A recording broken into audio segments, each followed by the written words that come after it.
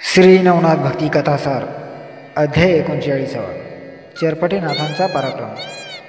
या अध्यायाचे नित्यपठण केले असता किंवा श्रवण केले असता युद्धामध्ये विजय प्राप्ती होते। अध्याय सुरुवात होत आहे। दत्तप्रभूंच्या आज्ञेवरून तीर्थयात्रेस निघालेल्या चरपटेनाथांनी अनेक तीर्थक्षेत्रांना भेटी देत पृथ्वी प्रदक्षिणा केली। मग त्यांनी स्वर्गातील तीर्थे पाहण्याचे ठरविले, म्हणून ते पुन्हा बद्रिकाश्रमास गेले।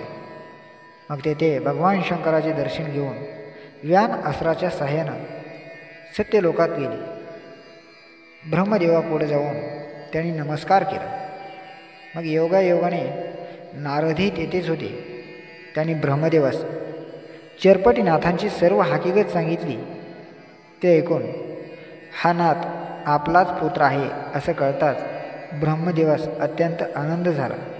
त्यांनी पितृवात्सल्याने त्याला आपल्या मांडीवर बसविले आणि तुझी इच्छा काय आहे असं विचारले।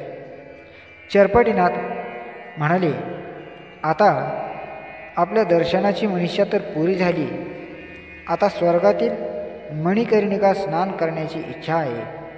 तेव्हा ब्रह्मदेव म्हणाले, बाळ, त्यासाठी तू येथे वर्षभर राहा।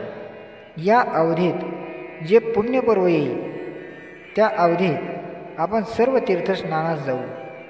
त्यानुसार चरपटेनाथ तेथेच राहिले।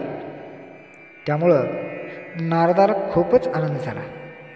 तेथील वात्सल्यात ते दोघेही भाऊ एका विचाराने मित्रत्वाने राहिले। आणि काही दिवसांनी नारद काही कामानिमित्त इंद्राला भेटावयास गेले असता तेव्हा इंद्राने तेजी स्वरात म्हणाला, वाह नारद, आज कोणती कळा लावायला इकडे आलात? ते ऐकून नारदाला राग आला, पण वरकाने तसं काही न दाखविता ते हसण्यावारे नेले आणि याला धडा शिकवायचाच म्हणून सत्यलोकी परतले। त्यांनी चरपटीकडून त्याला शिक्षा द्यायची ठरविली आणि त्याला घेऊन इंद्राच्या नंदनवनाकडे निघाले। मग मार्गानं जाताना अतिवेगानं त्रिखंड संचार करणाऱ्या नारदाला चरपटीला आपल्या इतक्या वेगानं जाता येत नाही हे लक्षात येता ते क्षणभर विचारात पडले। भविष्यकाळात कार्याच्या दृष्टीने अत्यंत आवश्यक म्हणून त्यांनी भगवान विष्णूकडून त्यांना जी गमन कला प्राप्त झाली होती ती चरपटीला प्रदान केली।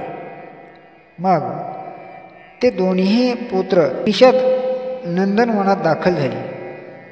अतिविस्तीर्ण आणि रमणीय वनात ते दाखल झाले।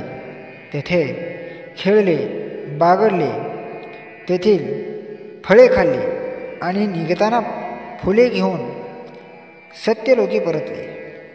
त्यावेळी फुले तोडताना हुस्काराच्या भारात चरपटीकडून त्याचे बरेच नुकसान झाले होते। ते पाहून तेथील रक्षक चक्रावून गेले होते। मग चरपटी व नारद रोजच तेथे जाऊ लागले। त्यामुळं बागेचा नाश होऊ लागला। तेव्हा मात्र रक्षकांनी गुप्त पाळण ठेवली आणि एके दिवशी फळे फुले तोडणाऱ्या चरपटीवर झडप घातली।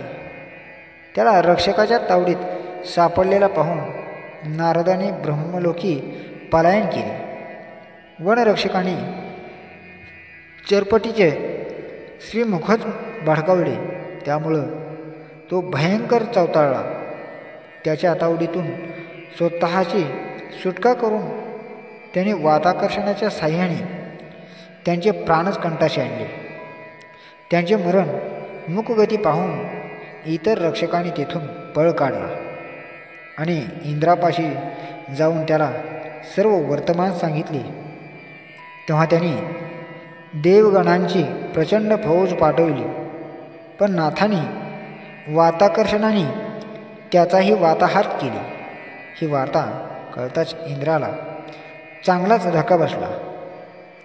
नाथांपुढे आपलीही थडगत नाही हे लक्षात येताच त्यांनी भगवान शंकर आणि विष्णूंना मदतीची हाक दिली.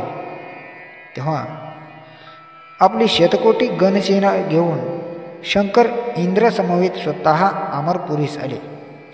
मग नाथांना त्याला गलित गात्रा करून त्यांना खाली जमिनीवर पाडले. त्यावेळी आपल्याला डिविचणाऱ्या गर्विष्ठ इंद्राची अवस्था पाहून नारदाला हसू आलं. हे भयंकर व्रत शिवदूतांनी विष्णूंना सांगताच तेही गरुडावर बसून 56 कोटी गणांसह त्वरेने धावले. ते पाहून नाथांनी मोहन अस्त्राने विष्णूचे सर्व आयुधे जड केली आणि वाताकर्षणाने त्यांच्या गणांचीही तीच गत केली. मग ते पाहून संतापलेल्या विष्णूंनी त्यांच्यावर सुदर्शन चक्र फिरकावले. पण तो पिपलायन नारायणात साक्षात विष्णूचा अवतार आहे हे जाणून ते नाथाला वंदन करून त्याच्या उजव्या हातात जाऊन बसले. मग नाथांनी त्यांनाही वाताकर्षणाचा हिसका दाखविला.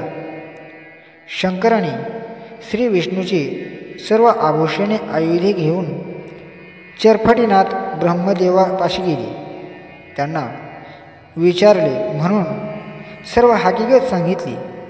ते ऐकून देव चिंतामग्न झाले. त्याने चरपटीला आज यांना सावध घाला, अन्यथा मलाही मारून टाक अशी समज दिली. तेव्हा त्यांना घेऊन चरपटी अमरपुरीस गेला. वाताकर्षणास्त्र काढून घेऊन वातप्रेरकास्त्राने सर्वांना सावध केले. मग संजीवनी मंत्राने मृतकांना जिवंत केले. मग ब्रह्मदेवाने त्याला हरिहराच्या चरणावर घातले. त्यांना त्याची सर्व हकीकत सांगितली. त्यांचे आभूषणे व आयुधे त्यांना परत दिली आणि चरपटीला बरोबर घेऊन स्वग्रही परतले.